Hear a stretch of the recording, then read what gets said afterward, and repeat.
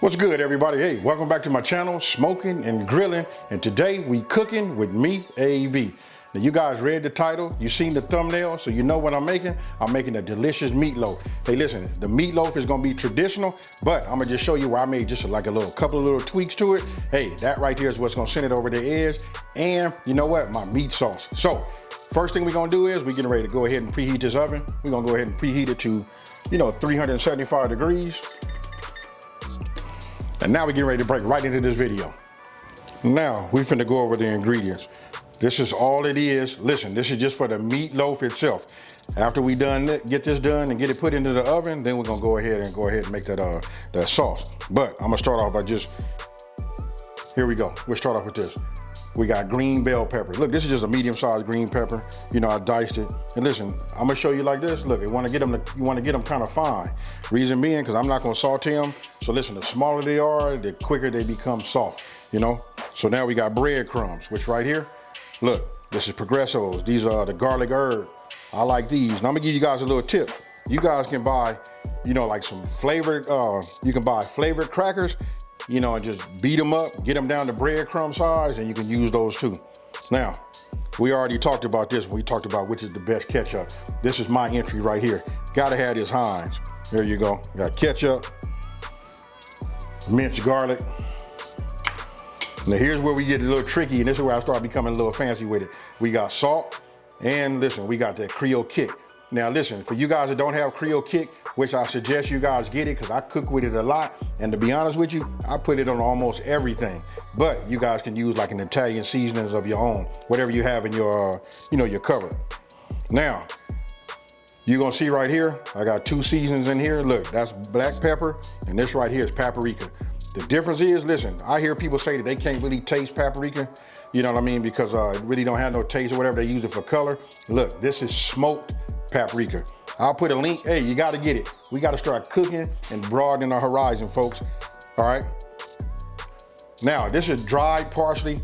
I suggest you guys go ahead and get yourself some fresh parsley. But listen, I'm too stubborn to put, write everything down. Or for me, put it into my phone. Didn't pick up no parsley, so I'm gonna have to use dried. Then we got 2 eggs right here. These are 2 large eggs. Right here, we got a 1/3 cup of whole milk. And I got them onions too. And again, listen, I cut them down so they're fine, right? So that these will cook and they'll soften up a little bit, when they're inside the pan. All right, so you saw that. Now again, this is everything for the meatloaf. And then I'm gonna be using this meatloaf pan right here. Not gonna use that. This is it. This is a 5x9. And you know what? Let me go ahead and go. I don't have it out right now. Let me get it. I got 2 pounds of 85-15 ground beef. And here it is right here. You can see right there, 85-15. This is it right here. So let's go ahead, hurry up and throw this together and get it in the oven. Okay, get yourself a bowl, and then you want to just go ahead. Only thing I tell you is I always start with my ground beef first. After that, in no particular order, we just gonna throw everything in the bowl. All right, one of the things I like about, about a meatloaf is it's almost like a crock pot recipe. You know what? Because what we're gonna do is, you guys might be familiar with this term called dump and go. So we're gonna put our onions in. You guys getting the point right now, huh? Dump and go. Bell peppers. Okay, and then we're gonna come with our parsley. And again, listen, if you guys can get fresh parsley, that's the best way. You know what I mean? Now you just come with the rest of your seasonings. And then right here, you can see I'm adding my minced garlic. You know what? Get yourself a rubber spatula. You'll be easy on your glass, and everything will just last longer without the scratches. And then after that, we're gonna come with the ketchup and then our 2 eggs. If we making meatloaf, we're gonna have eggs. Hey, so real simple. Put that in there. Now check this out. Because I didn't use separate bowls, I was just cautious about how I, distributed the Creole kick and the salt. So I kind of like just spread that all the way, throughout. And then I was thinking to myself, just smelling the aroma, I was saying to myself, hey, you know what? Why not put some W sauce in this also?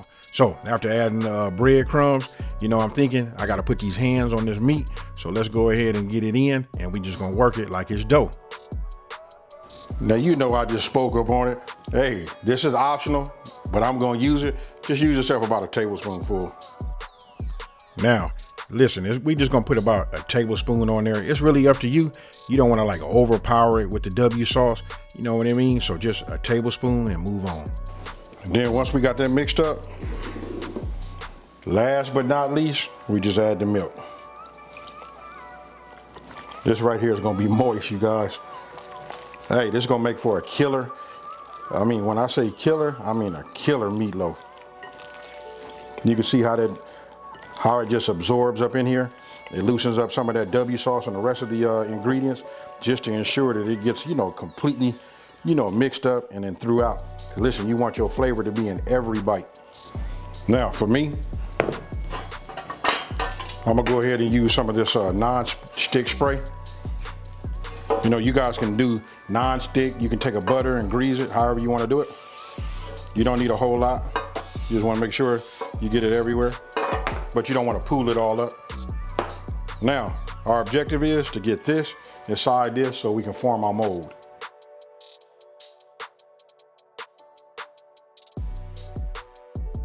And then what you want to do is you just want to get it. Once you get it in there, you don't want to pack it. I mean, listen, you want to pack it, but you don't want to pack it like where it's super tight. You know what? We just want to go ahead. I'll just do it like this so you guys can see. You know what I mean? You want to make sure you don't have any no corners or whatever. And then I'm gonna put it like a little design, but not really a design, but I'll show you in just 1 second. All right. So what I do is, once I got it like this and it's in all 4 corners, good. Now, I'll take it like this. I'll take my fingers and I give it like a little indentation only on the edges. Just like this. I don't know if you guys can see that.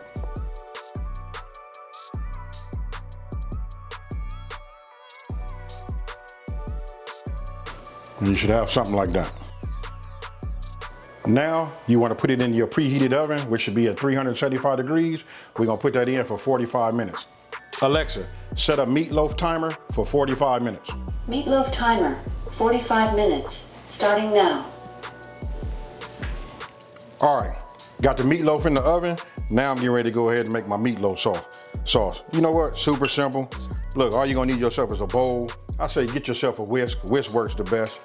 I got this little, this rubber, brush. This is what I'm gonna use to brush the sauce on top of it. And then we got a few ingredients. So now let me go ahead and get myself a spatula and then we'll move forward. All right. Okay, so first thing we're gonna do is when we start our sauce is we're gonna start off with, pouring our ketchup. And that's 3/4 cup of that Heinz. We done already had that debate. You guys know where I stand. You know what? It's Heinz, the only way to go. We got 1.5 teaspoons of white vinegar. We got 2 tablespoons. This is 2.5 tablespoons of brown sugar. Now I like to take my brown sugar and do this because sometimes it depends. If it's been out, it might have some lumps in it. And now I got a trio of seasonings for you right here. Listen, we got 1 teaspoon of garlic powder, a 1/2 teaspoon of onion powder, and then we got a 1/4 teaspoon of black pepper. And then here, I got my salt. I'm just gonna go ahead and give it a little pinch. That's about all we need right there. Now we'll take our whisk and whisk it up, do our thing. Now, when it comes out of the oven, then we're gonna coat it. Then we're gonna go back into the oven for about another 15 to 20 minutes. So we'll leave it like this, and then we'll wait for the meatloaf to be done. Okay? And then once you come out at once you come out at 45 minutes, this is what you should, have right here. Now, you remember this? This is our meat sauce. This right here is what sends it over the top. So, just giving it another whirl. Okay, what you see in here, look, I started out using that little rubber brush, but that wasn't working. So look, let me just keep it real. Go ahead and get yourself a spoon and then put your ketchup, your sauce on top of that. And probably if I wasn't filming, I just would have poured it on top. Now, this is what it looks like, once it's done, then we're gonna put it back in the oven for another 15 minutes. Now, here we go. I checked it at 15 minutes and I decided to let it get another, 3 minutes. So a total of 18 minutes, for me to get it to where, where my top looks just like this. Now we're gonna let it rest for about 10 to 12 minutes. And after that, we're gonna plate it and then we're gonna slice it. Okay, got it brushed all over. Look, I'm taking a bread knife. I just like it I like to use a knife when I do these, something that's serrated, so then I take it, let's see. I'm gonna go ahead and get myself a fork, you know, just so that it doesn't move. And then we're gonna go ahead and cut ourselves one.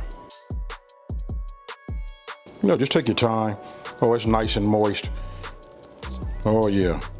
This right here would be that $1 million cut. This is what you guys want to see right here. This should make you guys run out there and go get it. That right there, look, you can see it's still moist. Look, that's it. So I'm gonna cut one more slice. Now, if you ask me how many people do I think this will serve, I'm gonna say 6 just to be, you know, just to be safe. Ah, yeah, look at that, you guys. Let's go ahead and just cut one more. But it'll probably do 8. You know what I mean? It depends on how big the appetites are at the table. So here you go, folks. You know what I mean? Look, staying together, it's nice and firm, but I'm really not using no pressure at all. Look at this. Oh yeah.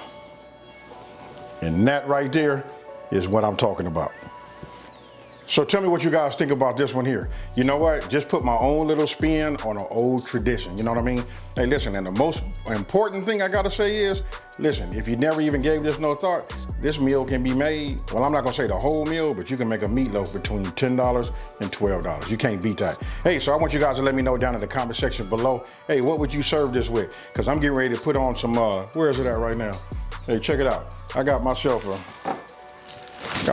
bag of potatoes. I'm getting ready to make me some garlic herb mashed potatoes, and I'm gonna make me some peas. I'm gonna go old school, traditional, and I'm not gonna change nothing. But again, let me know down in the comment section below what you guys gonna make it with, and hey, I'm gonna read them and then I'm gonna get back to you. So if you're new to my channel, let me go ahead and take this time to say, hey, thank you for watching. Welcome to my channel. You know what? Don't forget to subscribe, like this video, and tell everybody out there there's a channel out here that's simplifying these recipes and taking the mystery out of cooking. Hey, and with that being said, you guys, I'm out of here. Peace.